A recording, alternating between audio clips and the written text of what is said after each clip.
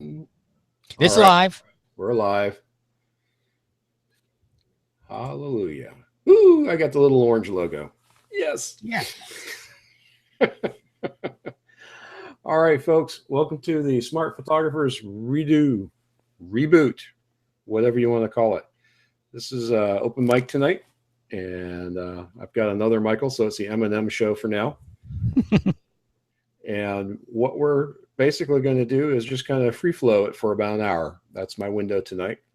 I had to argue a little bit with my computer about sound. It's an ongoing problem since I've gone to El Capitan that the Hangouts doesn't seem to like my USB drivers. Go figure. And we'll just kind of deal with that. So right now, I think I've got it figured out for tonight, and we'll see what happens. But I'd like to welcome everybody who's watching. This is not going to be recorded. It's a live stream right now. And let's see, make sure that, yep, everything's good. And from now on, it's just kind of whatever shows up. I would like to talk a little bit about the direction I want to take this group. I've got some ideas. The very first thing I'm going to say up front, to prevent any kind of misunderstanding, is this is not a democracy. You guys are welcome to offer me critiques and suggestions and even begging to get things done or what you think should be done. But ultimately, it's going to land on my shoulders to decide what to do. And I think that'll forestall some problems. But not to fear, I like what we had before. I'm not going to change much of what we had before. I might get a little more cerebral, a little more head geek type thing, and kind of go with that and see how it plays out. That's kind of a passion of mine. We will do our photography. We will do our pictures. We probably won't be doing as many contests as we did before, maybe one a month or so. In my personal experience, a week was a little tough between trying to work and trying to do the soccer and the kids and everything else to sit down and actually try to get really, really creative like I wanted to. So when the time comes for a contest, I'll probably start it and then let it run for a couple weeks, 2 or 3 weeks, and give everybody plenty of time to get their thinking cap on and figure out what they want to do and how they want to do it and where they want to do it, and then get the images put up and get the processing done, which segues into something else I'd like to try to do a little more of, and that's a little more discussion about processing. Our smartphones are really capable devices now for processing. I just did a picture today, and I'll share it out a little bit later, where I used 3 different apps and several effects to get what I wanted that was in my head. So it's very much a made picture. It's not a in-camera picture. But that's kind of what I had in mind. I've also found a few other podcasts I'm going to borrow some ideas from as we move along. And I'll talk about that in a bit too, but not tonight. You'll see it showing up in the feeds. So on all that pontification, I think we'll kick it to Mike and see if Mike has anything to tell us or share. What you got there, Mike?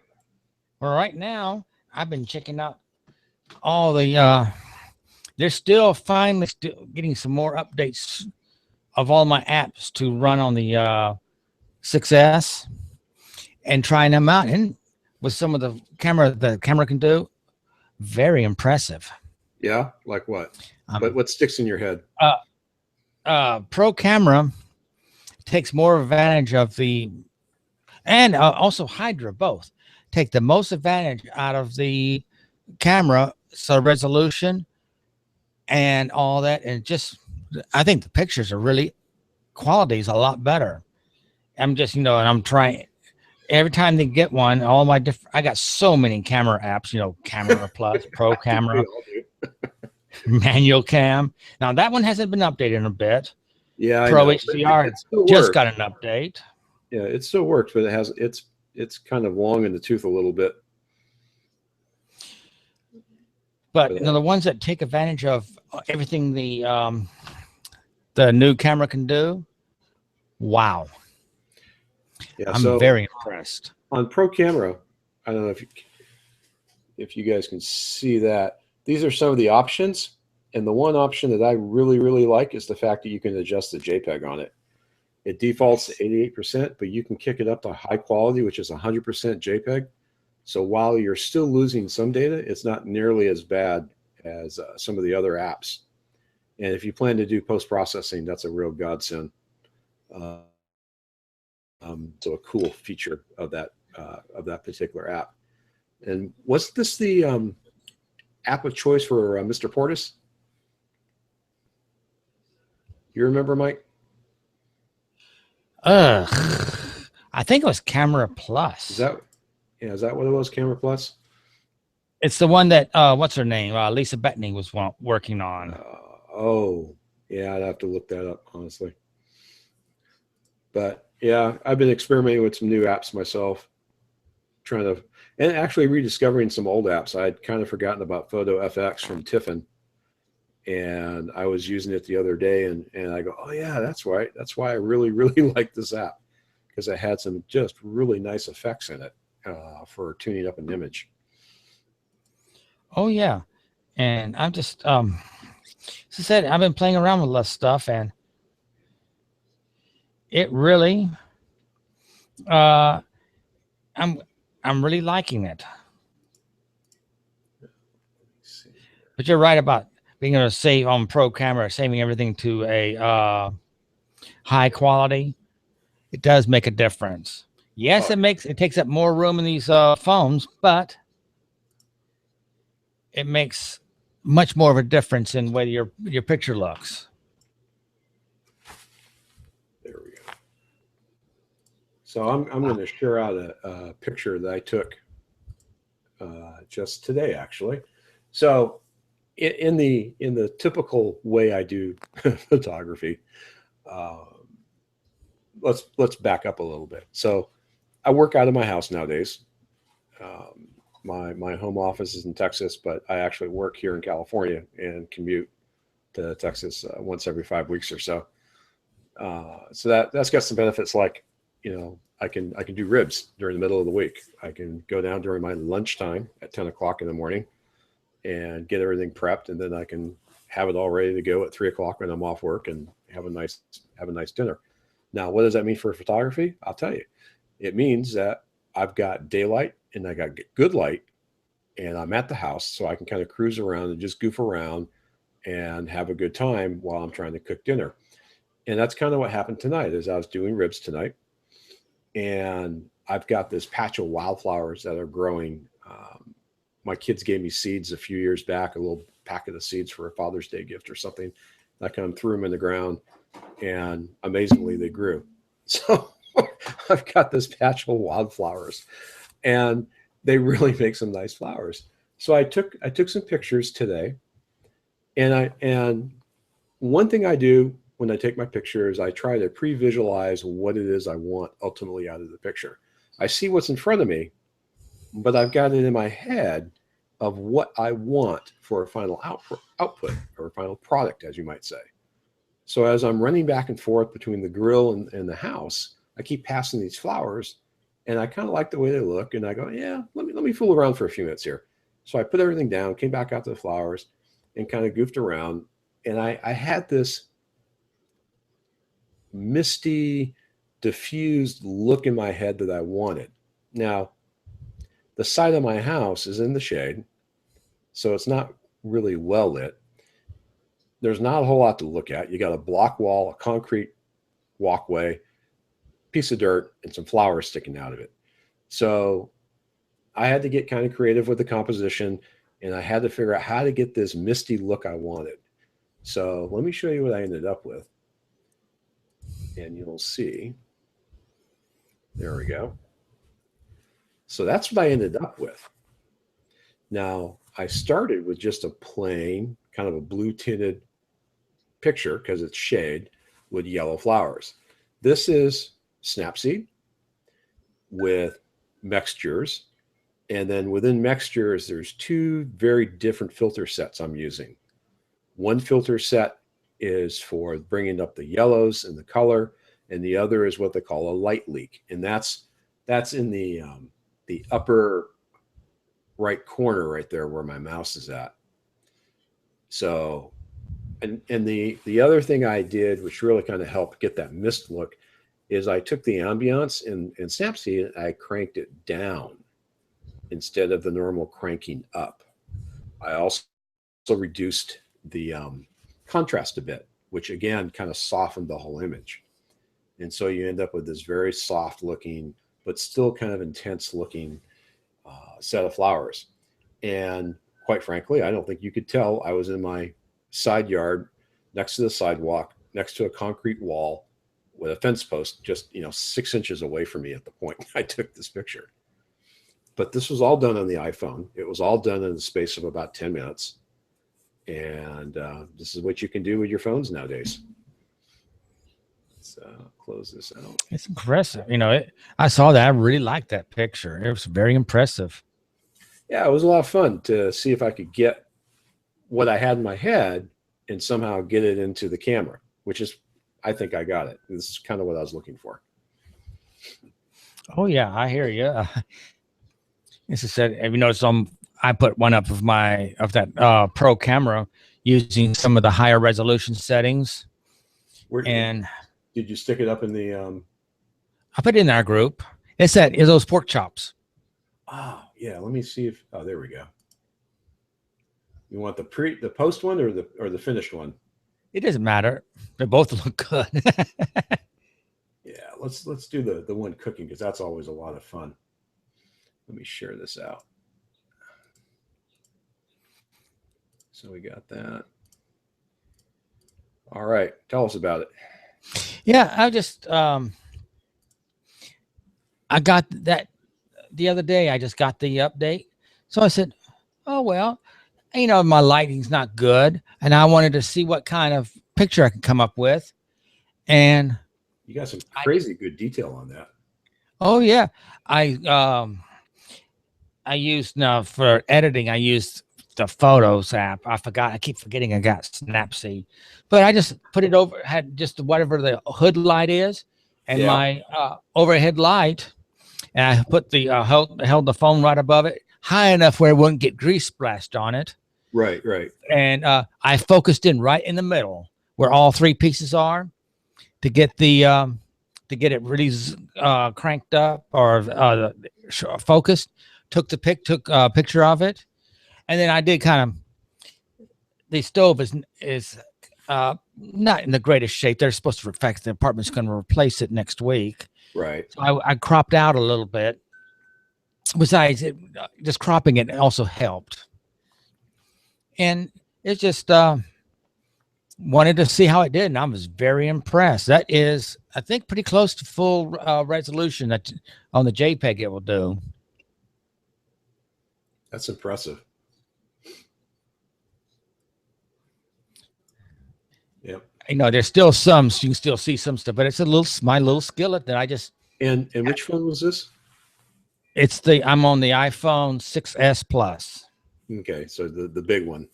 The big one and the most recent one. Yeah, definitely nice. I gotta say, a headphone jack. I was shooting the 6 and the Samsung S7, I think. Yeah, the S7 Edge. Side. I carried them literally side by side for the better part of 4 months, and when it was all said and done, I actually liked the S7 better for shooting food than I did the iPhone. I felt it did a better job. I have now, of course, Apple has not answered the new cameras in the Samsung, but my partner has the S7 Edge, and I have, of course, the latest iPhone, and we took the same picture of the same thing, and I think, and we tried to find the same app that's in both that's both Android and iOS, and I think the S7 has a better camera right now. I was impressed with it. Frankly, I hate the software of Android. It drives me insane. But once it actually did something, once I got it working, the camera itself and all that, I liked it. It leaned to the blue side, or at least in my photography, I found myself having to compensate more for blue. The iPhone tends to be sRGB, almost neutral, almost right on the money for color matching. Mm-hmm. But the S7 wasn't quite that good. It tended to be, it reminds me of like shooting with Fujichrome in the bad old days of film, where Kodachrome was always really punchy and a little to the red side, and Fujichrome was always a little bit to the blue side. It kind of brought back some fond memories of that. Now, let's see here. I hear you there. Now, I got to say, so I threw together a little event for us just to kind of keep us all in the pattern of having something to do. And with it being the 4th of July here in the States and Independence Day, no offense to our friends over in the UK, you had your own fun. And I decided it'd be a good opportunity for us to kind of kick around and put up some pictures. Not so much a competition, just kind of have some fun. And I gotta say, people put up some really great pictures. I should have put my food pictures in that as well. Yeah, see, there you go. We got fireworks. We've got some really great food, and that ice cream you put up, that's killer. All right. I'm sitting in my office with it's 85 degrees, going, man, that looks way too good right now. And then Timothy put up, I believe it's a red velvet cake, and what Timothy doesn't understand is red velvet is a terrible weakness of mine. No matter what the size of cupcake or cake, if it's red velvet, there is one serving. So, oh yeah. Well, just like over our 4th, I did. I got my smoker out. I did 2 big chickens, and then just for added measure, I had a brisket. Oh, just because? Yeah. And we had all that. And then, because we went to the club, to our office, and we had both my wife's and my office got together, and we had our 4th of July picnic there because it was just way too hot. We've been under heat advisories all weekend. Oh yeah, I bet. And then when we got there, I said, "Oh yeah, I remember. I brought my ice cream freezer. We made homemade cherry vanilla ice cream." Oh. Now that sounds good. Oh, it was. It didn't, with it being almost air temperature almost 98, feels like 120. It went fast. Yeah. So, Jose, I just going to put it up and show it. This was awesome. It looks awesome. I mean, nice plating, nice angle on the food, great colors. I'm not sure what he shot it with. Let's see here. He's generally a Android user. Yeah, it says Lightroom Mobile, so he must have edited it in Lightroom. But I think he's a Samsung, if not mistaken. But that's a kick butt picture, I gotta say. Oh yes, it does. I wonder if now it looks like he went to a restaurant, because I don't think. Oh, come on. He doesn't do this every day at night. I know people that do. That's true. But Jose, that's an awesome shot. I mean, it really made me stop and wish I could get a bite of that. Oh, yeah. And Michael Olson had funnel cake.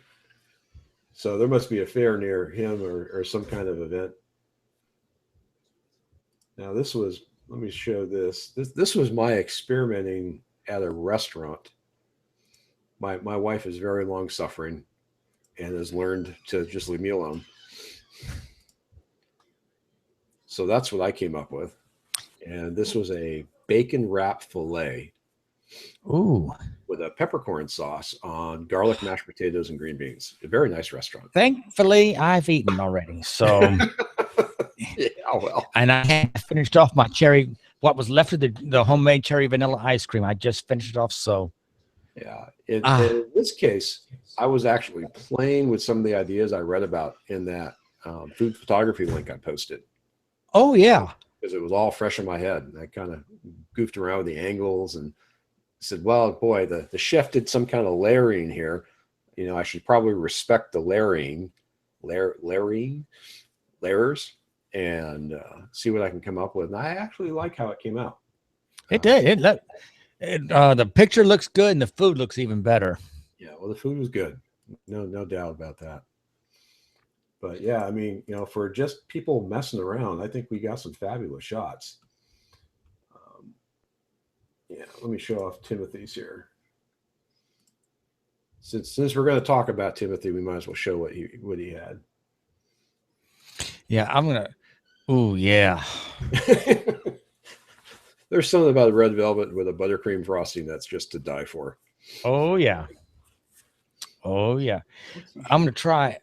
Oh, Every Friday we'd go out. I'm still not able to work full time, but I can go on Mondays and Tuesdays. I mean, Wednesdays and Fridays at our office. Well, of course, Monday we were closed, so I'll go Friday, and we always go to our Chinese restaurant for lunch that serves some really good food, and I'm going to take some pictures there of everything and try to put it up. I thought you were going to be off work for a few more weeks. I mean, completely. They Well, I have to. Mondays and Fridays are very important days, so that we get the week going, and then Friday is we get everything turned in. So the doctor said I can do those two as long as I rest of the time I stay home and keep my butt in the house. Yes, please. We don't want to lose you. So I said, oh, okay, I'll do that, no problem. No. So, but you're talking next spring, I'm gonna try to get pictures. You were talking about you got a seeds of wildflowers. Yeah. I bought someone sent me a bunch of seeds of bluebonnets, our native flower, and we have is a nice good spot for it. It's just bare ground. There's no grass or anything, so I just spit them in that, and it comes up every year. And they department thinks that someone else did it, and it came like that, and they left them. Everybody leaves it alone because they love the bluebonnets. But I'm going to try and get pictures of them next year. So what I got here. Oh, fireworks. Well, this is actually I titled this Safe and Sane for a reason. So these are the safe and sane, I use air quotes here, fireworks that you can buy from your local vendor and light them off in the neighborhood, assuming you're allowed fireworks. But it was a challenge to get a picture of these, I'll tell you. Yeah. It looks like it. But I think it turned out pretty well. This was shot with the OEM iPhone camera app, nothing special. The only thing I really did on it was lock exposure by holding the screen for a second or two and then, ripping off 5 or 6 pictures in a row. But, I mean, so people say you can't get fireworks with your smartphone. That's a crock. You can do it. It's just, it takes a little bit of practice and a little bit of trickery. But you can do it. One of our news stations, they did a special on Sunday on how to use your smartphone to take fireworks. And he said, because we had all these big fireworks displays. And he said, one surefire way, use burst mode. And that way you'll get that. And then 2, if you can, have your aperture open as wide as you can and put it on a tripod. And that way, like that. Said, and then it goes, all else fails, take a video. Yeah, well, so the aperture open all the way? Or f-stop, whatever it is that you do. I really disagree with that. I've tried it. And the fact of the matter is, unless you got really good glass, when you open that aperture all the way, it's going to fuzz on you. Mm-hmm. And you're already fighting that in a low light situation. They want you to open it all the way to get as much light into the camera so you can run a somewhat high shutter speed. Now, that's really kind of defeating the purpose of what you're trying to do. Now, if you want the ultimate in fireworks shots, you need to go old school. Mm-hmm. Tripod f8 is usually a sweet spot on a lot of lenses, and put the shutter on what's called bulb, or put it on a timer and run it out for a couple seconds, and take a piece of paper, cardboard, put it over the lens. When the firework bursts and that first flash is gone, remove it, count off in your head a couple seconds, cover it back up, release the shutter. That'll get you the light trails coming that you want. You don't get the blown out center from the initial burst of the bomb. But more importantly is at f8, it's going to be sharp. You're going to get a nice sharp picture. Now on your smartphone, it gets a little more dicey because we really can't play with the aperture. My iPhone is, I think, 2.2 and it's fixed. Can't be changed. But what you can do is lock the focus to infinity so the phone doesn't shuttle back and forth trying to find a focus point in the dark of night. And you can use either Bluetooth or use the earbuds like on the iPhone, or even a timer where you set the timer, and that's a little bit of luck, but you're going to have to say, okay, they're shooting off the Don't burst. forget nowadays. Yeah, that's true. Yeah, you can use the iPhone, the iWatch. There's 3 camera apps on that, and that's what it's designed for. Yeah, you want to take that picture right after the burst. Now, my shutter speed, actually, I should probably look at that because my shutter speed was relatively slow. No, they our good friends up at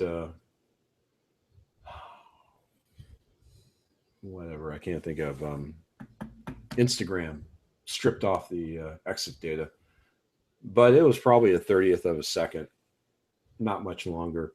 You can see just a little tiny trail on the streamers, but again, it takes practice and it takes practice with the camera, whether it's a phone or a DSLR or whatever, but you definitely need to practice with the device you want to take the pictures of. Oh yeah. I was looking at Facebook and all these pictures people were taking of the fireworks, and boy, some of them were pretty doggone good. So I think some of the best shots were coming from the more recent iPhones, and then the last 2 of the Samsungs. Oh, see, they were putting out some beautiful pictures of, the fireworks, crystal clear, not, and it just look good. I said, I like that. That's another good one. Yeah. So this is Samsung, as you were talking about. But I want to point out he's running 1.7 on an f-stop, so his is actually even a little more open than my iPhone can go. And the ISO is low, 400. But he kept the exposure to about a 20th of a second. And you can see you get a really nice, burst. It may not be the biggest burst, but you get a very nice burst at a 20th of a second. You can go as far as a 15th, even by hand if you haven't had too much coffee, and get a reasonable picture. So good job, Timothy. That is good. This is a nice sample of fireworks on a smartphone. Well, like I said, but a long time before, these phones, their cameras have gotten so good. I've sold my point and shoot. Yeah, this is my point and shoot. I haven't used it in months, almost a year ago. Yeah, I sold my point and shoot. Now, when I want to take, get really serious, yeah, there's certain things there. I know the limitations. You have to know the limitations of the smartphone. There are certain things I need my SLR for. Some of my shots I like, but everything else, I used to use a point and shoot. I'm using my iPhone now. The cameras are so good. Before, I think the camera was just an afterthought. Even on the very first iPhone, I've seen some of the first iPhone. I looked at my first iPhone pictures I got in, and I put in my, well, now I'm using fucking stupid photos, but I used to have an iPhotos. I said, oh God, I thought those were some neat, good shots. Look at it now. They look like junk. Especially you put it up next to what comes out of today's phones. Wow. Yeah, I'm looking for a couple of samples. I know I have them. I just got to find them. Some really good airbursts because I want to show that yes, in fact, you can really get decent pictures, and you can do it by hand. Oh, here we go. So let's see here. Let's see if I can share this. So, bingo. There we go. So that was taken. I'm pretty sure that was taken with my iPhone. Let's see here. Oh, there we go. Information. Yep. ISO 400, f11, or no, sorry, f 2.2, 1/11th of a second, so a little less than 1/15th of a second. And I took it right after the burst. And with that slow shutter, you can see I got some interesting light trails, and it was handheld. So, I mean, you're shooting with such a wide angle on these smartphones that you can get away with some crazy, insane low shutter speed and still have the image look sharp. Oh yeah. And people keep thinking that this is 35 millimeter film days with a 50 millimeter lens, whereas 1/40th of a second was as low as you could go before it started shaking. But that's not true with these smartphones. They're really forgiving. Yeah, especially now with this is my problem. My hands are shaky. That image stabilization sure makes the difference on it. It really helps. So I'm having to use tripods more than I've ever had to. And I've even used that little Joby that I can just wrap it around a pole some type, take a picture. I've done the same myself. I'm still looking. I had some others that I had in mind. But, oh, here we go. Was it these? There we are. I think you'll like this one. So let me get myself.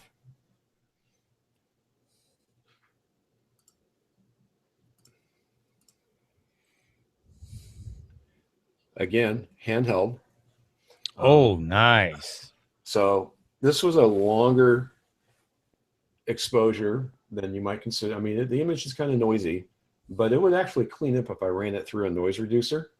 But I wanted the foreground. So some of that foreground came out in post-processing, and some of it was there. Let's see here. Yeah, so this was an 18th of a second at ISO 125. So nice. What you see is really a compromise.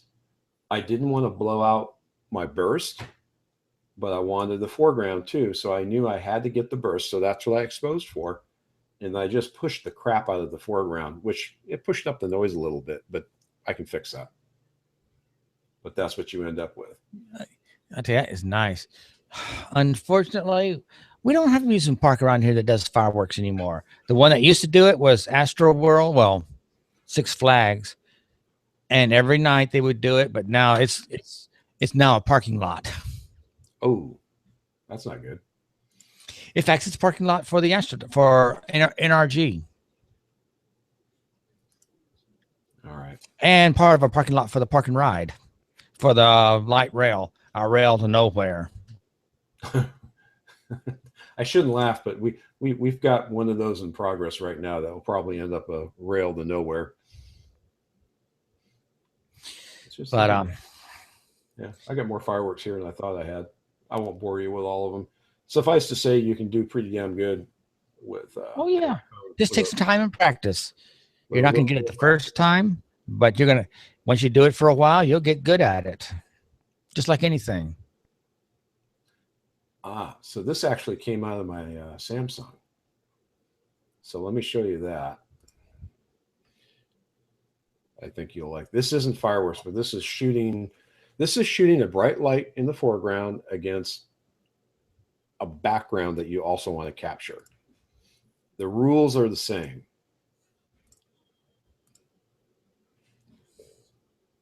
So I wanted to get that Very sepia nice. light in the middle. Mm-hmm. I had to expose for that because if I didn't, it'd blow out to just a white blob. And I didn't want to lose all the structure detail either, but I wanted the skyline too. So again, you compromise the exposure a bit. So you expose for the highlights manually, however you want to do it on your device. And then in post-processing, you bring up the shadow detail that you need, assuming you can get it within without too much noise. In this particular case, this was my Samsung I was shooting with that I mentioned earlier. And this was a 10th of a second at ISO 800. And that's one thing about the Samsung is the high ISOs, it tended to be noisy. I mean, even with the megapixel at I think this was 15 megapixel, it wasn't as clean as I as hoped it was going to be at the high ISOs. Yeah. I think the S7 does a little bit better at higher ISOs than its predecessor, because they're supposed to, the new ones are supposed to be really good at low light shots or shots like this. I guess so. I might find out one of these days. I keep toying with the idea of getting another S7, the new one, and see how it works. As I said, I've seen some pictures coming off of it, and they're impressive. Apple no longer has the leading cameras anymore on smartphones. Everybody's caught up to them. You're absolutely right. They don't, which is kind of a shame. Now we'll have to see what the new one's going to be. They say it's supposed to be dual lens and stuff like that. So, color me a skeptic on that. Me too. You're gonna have to prove it to me that it's going to be that good. I don't know. I'm not so sure I'm not so sure that I'm going to get it, because there's talk that when that the iPhone 7 comes out in June, the 7S will come out, because that's going to be the 10th anniversary phone. Yeah, maybe. We'll see. All right. So unless, because especially if they do get rid of that headphone jack, I'm so happy with this phone right this 6S. I found 6S Plus. I found it to be just a little too big for my taste. I love the screen size. I just couldn't put it in any of my pockets. I put it in my pocket, no problem. Now I do carry a holster for it that's keep on my side. That's, and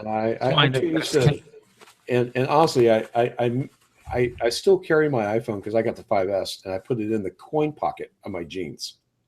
It's a little long, but it still fits into that pocket. And that's where I've always carried my phones for years. Well, I got to see him play, not play, but I really looked closely at is that the new SE. In May, Dave Hamilton came down from the Mac Geek Gab, came to Houston, and he has had the new SE. That thing's nice looking camera. I mean, phone. It has the same camera, the same internals as the 6S, but in a smaller size. Yeah, I really thought it was very nice. I'm so used with my big hands. I'm so used to getting the big screen now. My mother has the. I understand. Has a 5. My mother has the 5S, and I'm playing with it. I said, "How can I?" I said, "How did I enjoy this thing?" Then of course you look at the iPhone, the original iPhone, or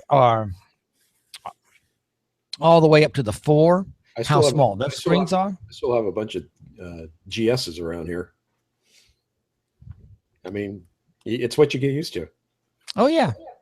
Although I gotta say, so changing direction slightly, my new best friend on my 5S is Gboard. Have you? It's an alternate keyboard, and it's much more like the Android, where you can just drag your finger across the keys, and it's predictive. So instead of having to type out each letter individually, which is for me with my fingers is just a pain in the butt, Gboard lets me just go swipe, swipe, swipe, and the word magically pops up. What you got there?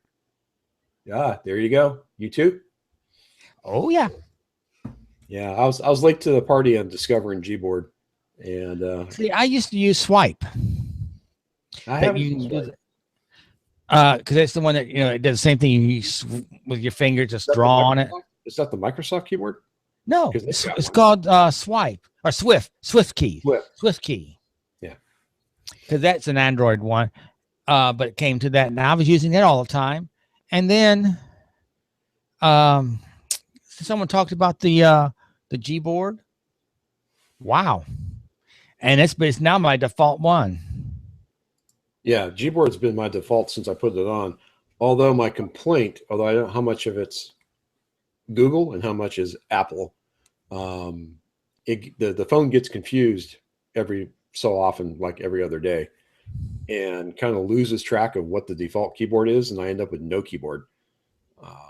I have to go in and goof I around think with it's a little message. bit of the iOS. I do that ever so often, and it happens to me that it won't show up any keyboard. But it's not not the third party keyboard. It's something to do with in iOS. It just gets lost. Restart and it's fine. But it only happens to me ever so often. Yeah, this is like every other day. I don't have to restart. I just have to leave.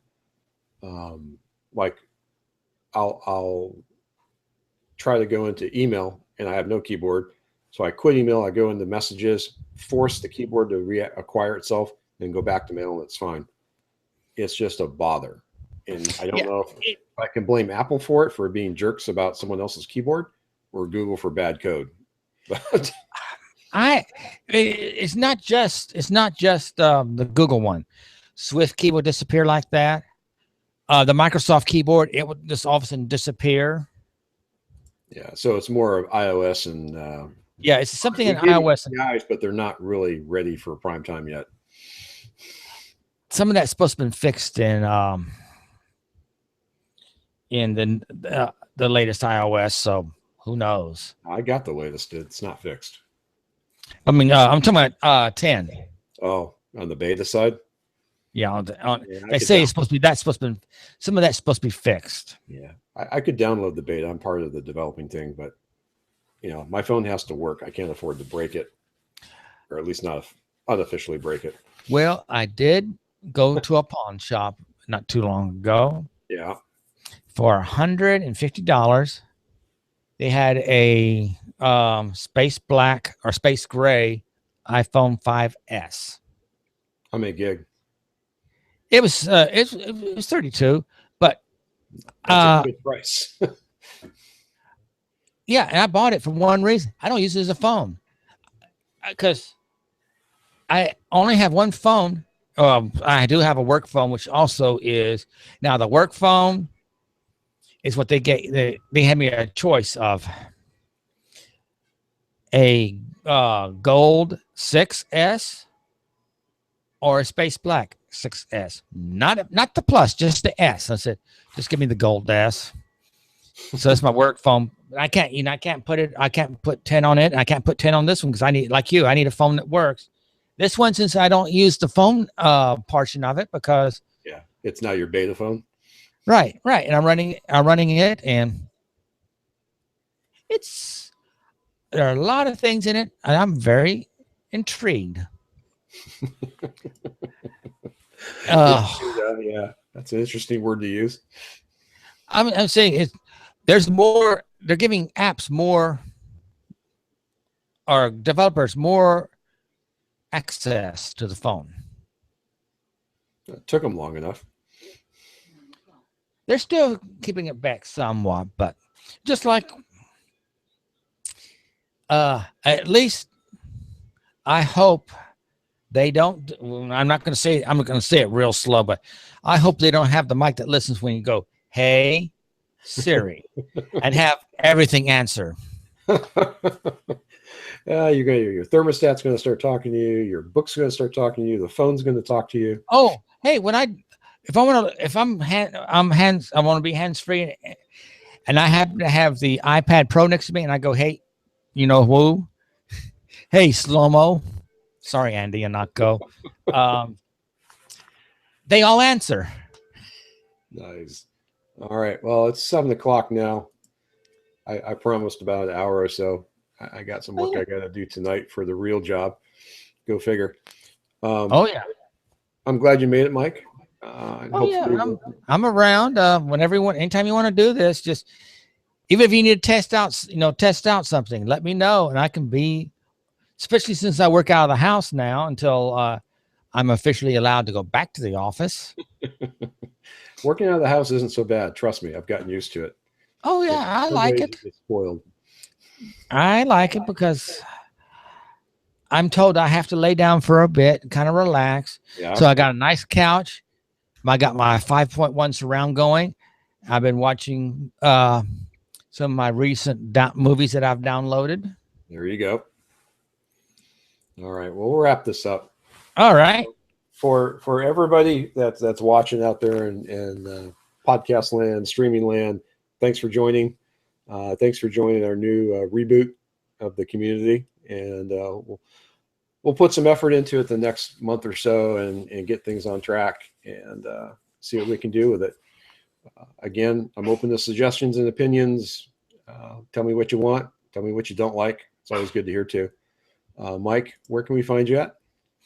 I can be found on Google Plus or anywhere on webs at either Michael King 4023 or just Michael King.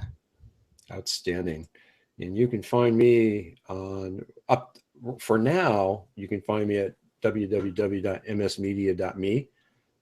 I'm seriously considering letting the blog go and the website go as something that's really not worth the effort anymore, but I haven't decided yet. My Instagram account, however, is active. You can find that at Mike Sweeney Media, and feel free to follow me and check out the images. I tend to post them there, and I tend to post them in our community. And you can find me on Facebook. Just look for Michael Sweeney Photography. You can find me there. But that's probably going to go away in the next 6 months or so too. It's turned into too much of an echo chamber for my taste anymore. So thanks for everybody, and we'll talk to you next time.